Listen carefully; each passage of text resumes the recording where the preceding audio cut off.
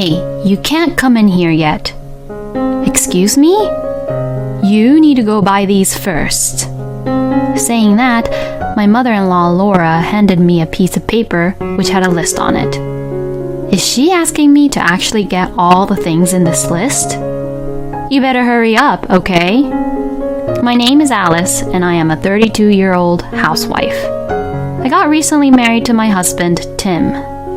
I met him at a blind date, but he approached me aggressively, and we started dating, and then we got married. I was surprised at the fact that we got married within 6 months of dating. But, considering our ages, I thought it was better to make the decision to marry him quickly. One of the reasons people were really surprised at my decision to get married so soon to Tim was because of the man I had dated before my husband. My ex, Kurt, and I had been dating since our freshman year of college, and had been together for about 12 years. We lived together for a long time, and people around us were always teasing both of us about when we would get married. I assumed that I would probably end up marrying Kurt too. But, out of the blue, Kurt had suddenly dumped me. I know this is very selfish of me, but I want you to break up with me. What? Why are you saying this so suddenly? I'm sorry, but I can't imagine a future with you anymore, Alice. Are you being serious? How could you even say that after 12 years of dating, Kurt? I'm so sorry, but we can't go out anymore. No matter what I said to Kurt, he insisted that he wanted to break up without giving me any good reasons.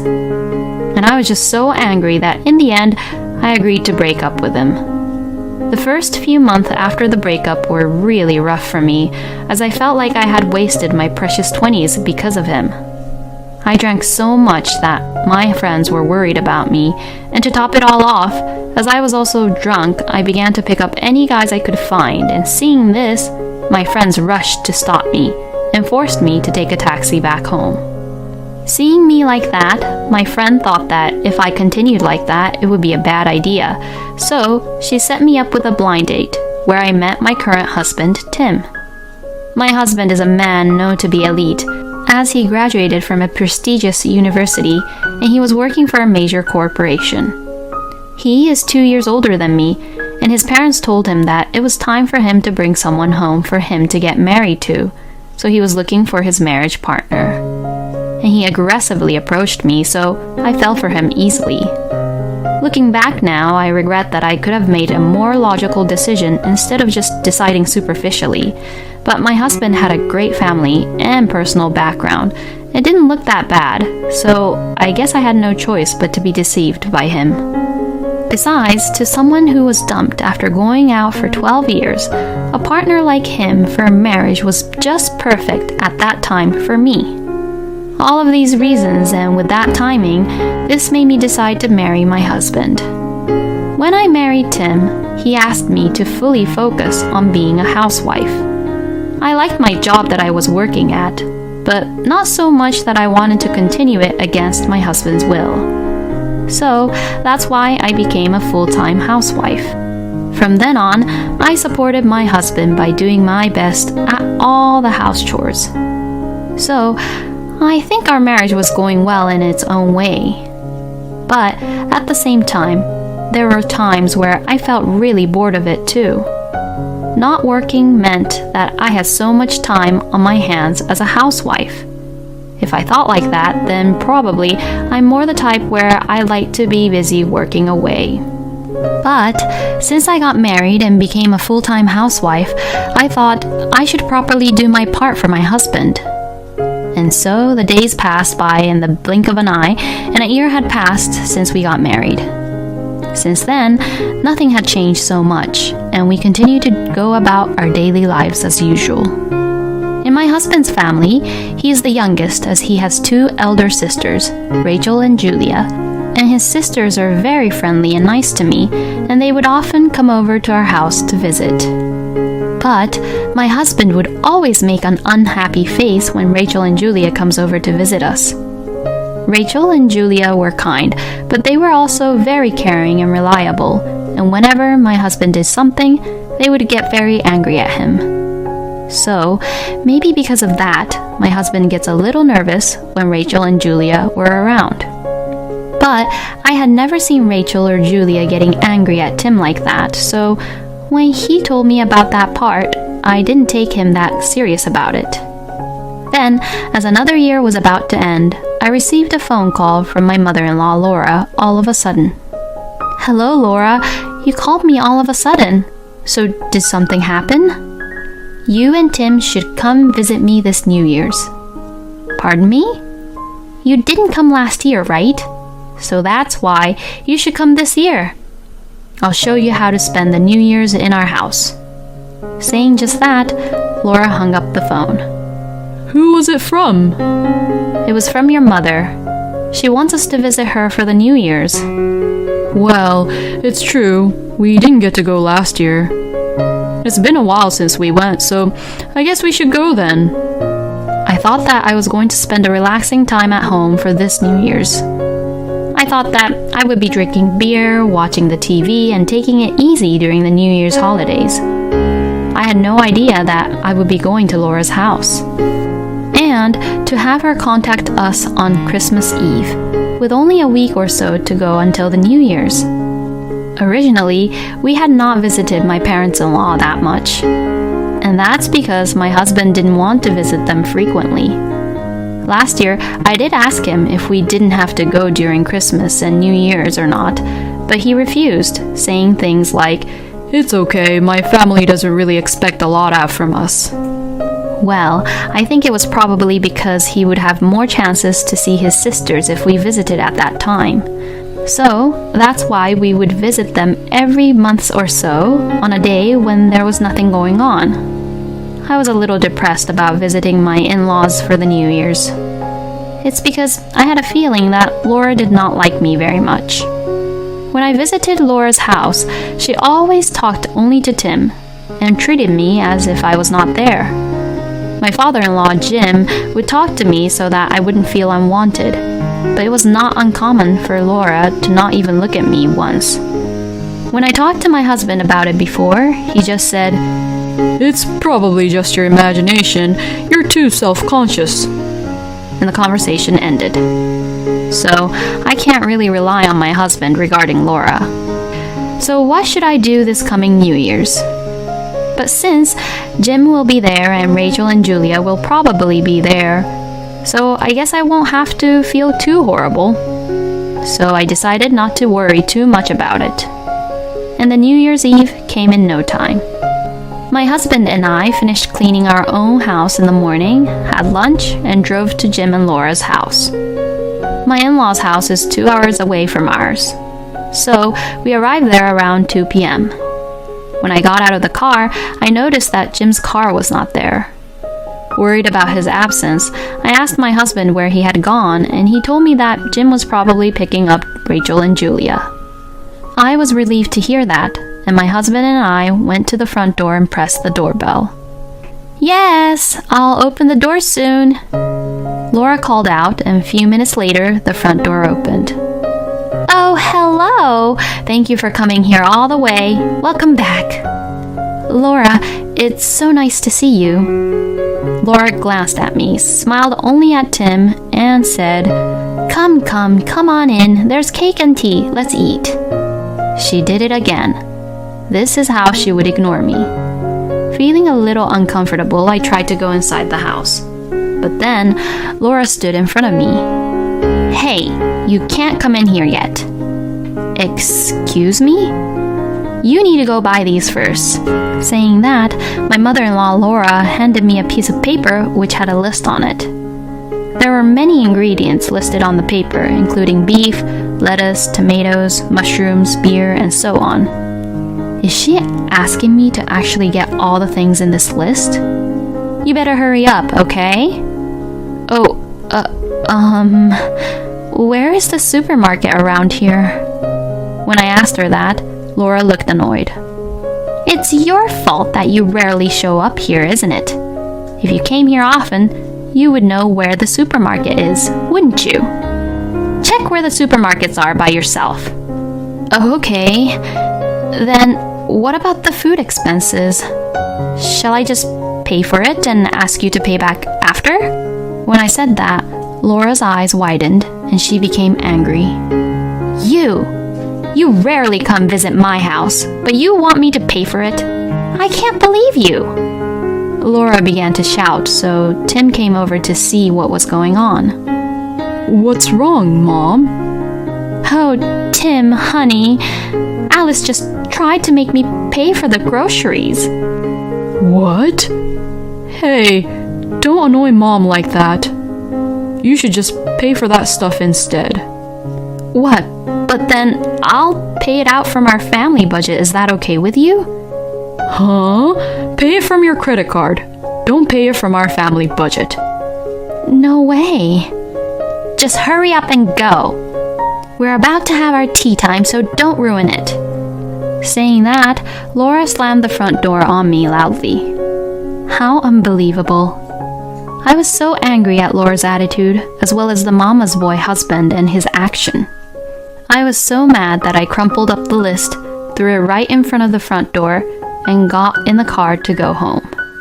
On the way home, I stopped at a supermarket and bought some amazing appetizers, steak, and beer. I arrived home at 5 p.m., so I took a bath to relax and drank the cold, delicious beer while eating the appetizers by myself from about 6 p.m. I was enjoying my own time and I was watching TV while getting a little bit tipsy.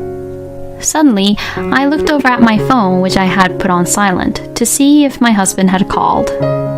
But there was no phone call or even a text message from my husband, even though I had come home without shopping. For some reason, that made me angry too.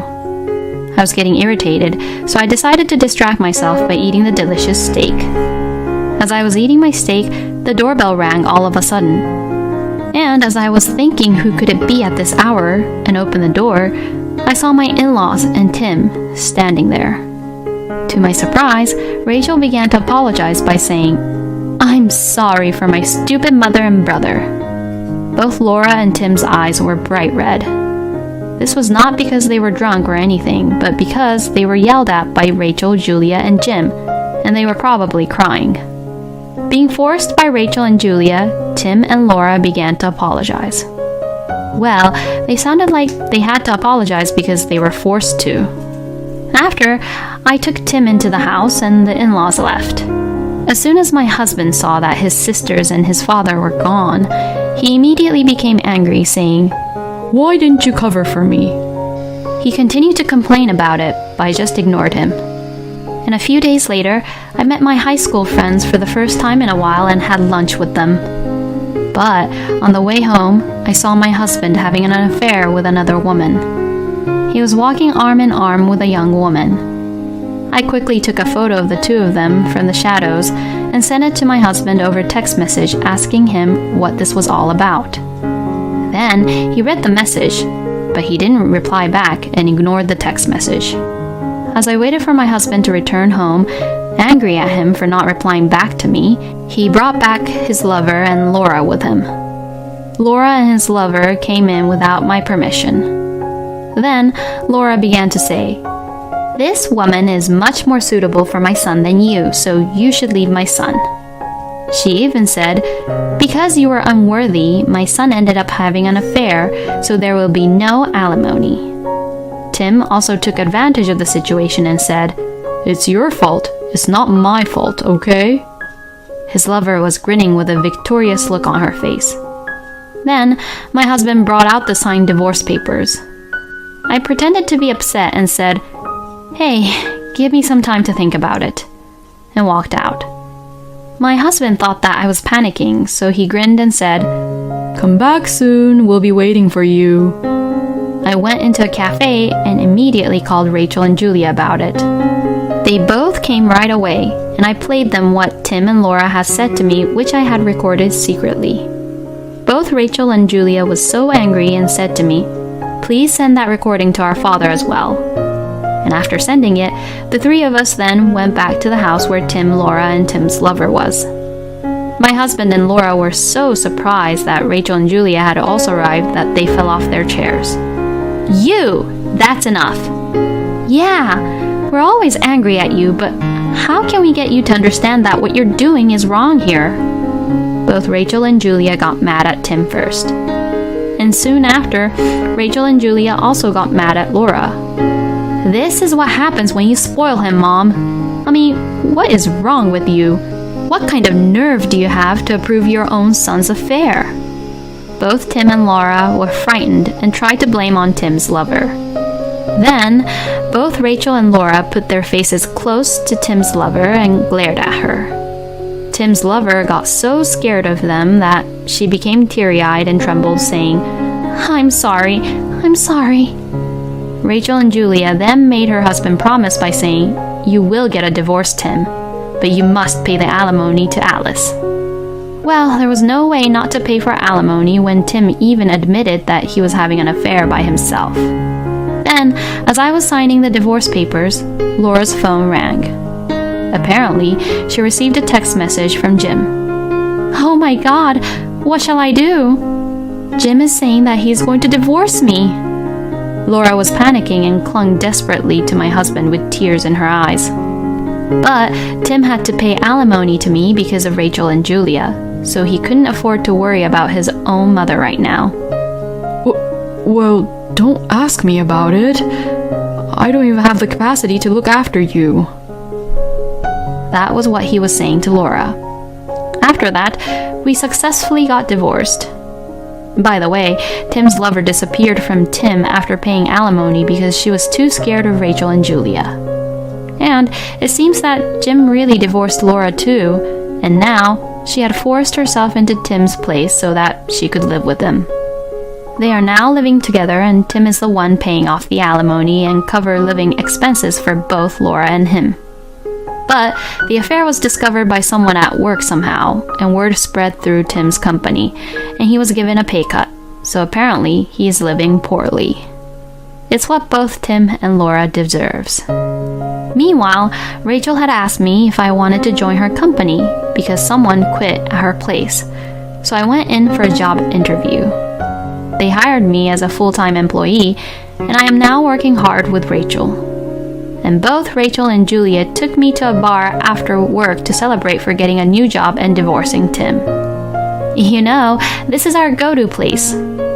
They've had a new bartender for a couple of years now, and he's nice and handsome. Wow, really? Is he a young man? No, I think he's about your age, Alice. He's in his early 30s, I think. While having this conversation with them, we arrived at the bar. I followed Rachel and Julia and sat at the counter. "Welcome!" The bartender said that, so I looked at who he was. Kurt! Alice! To my surprise, there he was, my ex-boyfriend who dumped me after 12 years of dating. So I said, "Excuse me, I should head home," to Rachel and Julia, and I was about to leave. Then Kurt said, "Wait!" and stopped me. "Can you give me a minute? There's something I need to tell you." Okay. With that, we went outside to talk. "I'm really sorry about what happened with us." It's okay now. I was pretty shocked that you suddenly dumped me, but it's all in the past now. I mean, you're a bartender now, right? Did you quit your job? No, I'm still working at the company. Oh, so you're doing this as a side job? Why are you doing that? I was just trying to explain about that. Actually, my father got very sick 2 years ago and he can no longer work at his factory. What? Without him, the factory wouldn't run well, and the medical expenses for his illness were pretty expensive, and at that time, the situation was really bad back at home. As a result, we had no choice but to close my father's factory. We were left with a debt of several $1,000s. Plus, my father's medical expenses were still expensive, so I couldn't really ask you to marry me being in that situation. Because it would be so embarrassing for you to have a husband covered in debt as soon as we get married, right? I didn't want to make you unhappy, so that's why I just dumped you back then, Alice. But I'm really sorry for making you feel horrible. I thought that I would never see you again, so now that we've miraculously met again, I felt I had no choice but to tell you. You idiot. Huh? Then you should have talked to me first about it. You just left me without giving me any reasons. So do you know how hard it was for me to accept that? I'm sorry. Well, it can't be helped now, but are you still in debt? I'll finally finish paying it off this month. It's a huge relief, you know. And my father's discharged from the hospital for now. Well, I'm really glad to hear that. You know, Alice, I won't say that I want to start over with you right now, so will you just be my friend again? Yeah, sure. We walked back into the bar together, and then seeing that, Rachel and Julia both cheered for me happily. In the end, Rachel, Julia, and I made Kurt buy us a round of drinks, saying that it was his fault that I married to Tim, which ended up in divorce as a joke. After that, I started seeing Kurt regularly, and as time went on, we gradually grew closer and started dating again. Then, Kurt proposed to me and we finally got married. All my friends and family around me congratulated me. Even Rachel and Julia told me that I was 100 times more suitable with Kurt than Tim. After that, we had a baby, and Kurt, our son Theo, and I have been living together happily. I would like to continue to make happy memories with my husband and son, whom I love very much. Both Rachel and Julia are very cool. I would love to meet sisters like them. I'm glad Alice was able to cut off from Tim and Laura. And the fateful reunion with Kurt was also very touching. Please continue to live happily with the family, Alice. Thank you for watching until the end. Please subscribe to our channel. We hope to see you in our next video.